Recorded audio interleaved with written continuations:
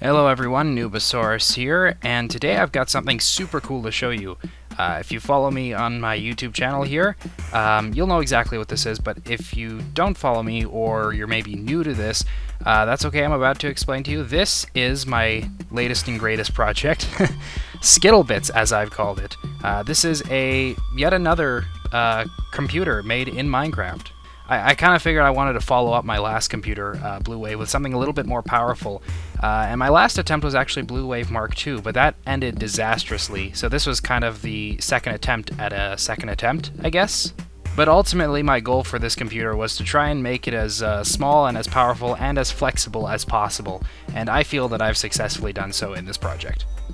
Now, compared to my last computer, I can definitely say that the clock speed is definitely faster compared to the last one, which was about 20 seconds per instruction.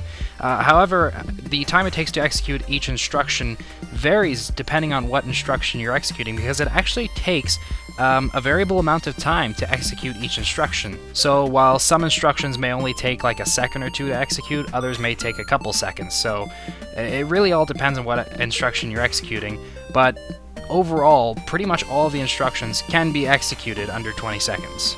Another key difference between the two computers that I feel is necessary to point out is the way that this computer actually handles calls to subroutines.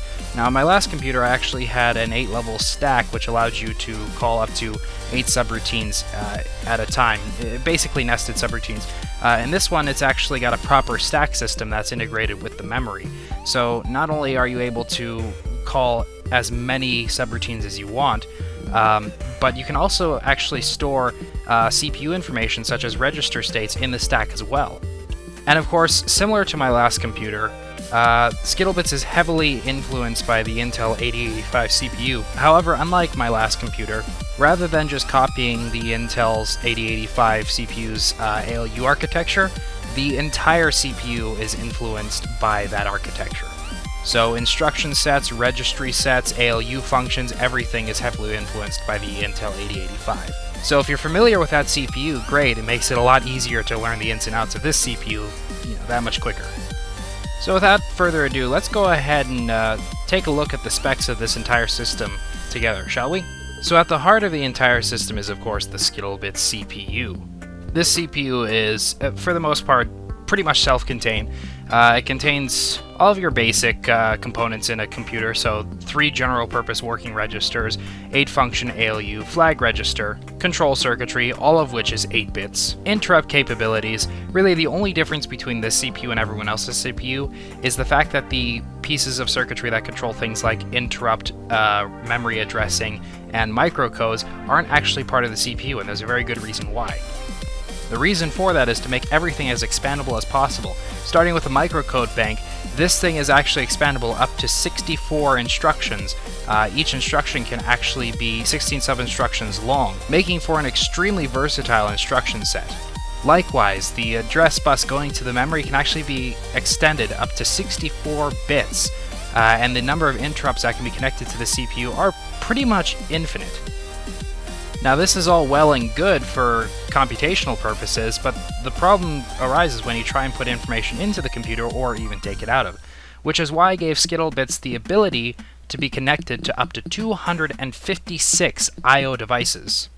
Now, the current system that the SkittleBits CPU currently comes in comes with a variety of I/O devices, such as random number generators, timers, displays, input-output devices, interrupt keys, and such. But the nice thing about this is because I've only used about 10 I/O slots, you can still add another 246 I/O devices yourself, thanks to the expandable I/O bus. And of course, as far as memory is concerned, this system comes with 64 bytes, which isn't a lot, but do understand that, again, like the address bus, the memory capacity can be expanded quite drastically. And of course, as previously stated, and also unlike most other computers, instead of having the program, stack, and data stored in 3 separate types of memory, everything's stored in one type, so it makes it very, very versatile in the terms that you can choose how much memory is allocated for each type of structure. And of course, to top it all off, the SkittleBits CPU system comes with a very, very nice, if I do say so myself, user interface platform, which allows you to interact with, of course, the memory directly for programming purposes, as well as a few general-purpose I/O devices such as GPIO pins, and a nice 16-bit hexadecimal display. Some other features that I feel are worth mentioning is the fact that this thing actually has a step function that is accessible through various controls on the user interface platform, which means you can actually step through your program for debugging. What's more, the computer system also comes with a dynamic clock system, which means you can actually change the clock speed either through the use of the input on the user interface platform or through software, making it very, very easy for the computer to control just how fast it's going. Finally, I briefly mentioned that the computer has an interrupt system. Well, as it stands, this CPU currently has 8 interrupt pins, 5 of which are being utilized and 3 of them are user accessible. The other 2 are being utilized by 2 general purpose I/O devices. These devices are, of course, the general purpose I/O pins, which signal an interrupt if any of the inputs have changed, and a watchdog timer, which allows you to keep track of your program, and if something seems to be halting the program, will actually self-terminate the program and restart the computer if something were to go wrong. Of course, there are many, many other features that this CPU and computer system actually has, and I could go on listing each one, but unfortunately I think you guys pretty much get the idea, and I guess it's time to release this thing to you. So if you're interested in messing around with something like this, the download link will be in the description. The download will include the world save file as well as 2 user manuals to get you acclimated to the CPU itself, as well as the computing system and of course how to use everything. That said, I hope you enjoyed this brief little showcase, and I'll be seeing you guys in the next video. Bye!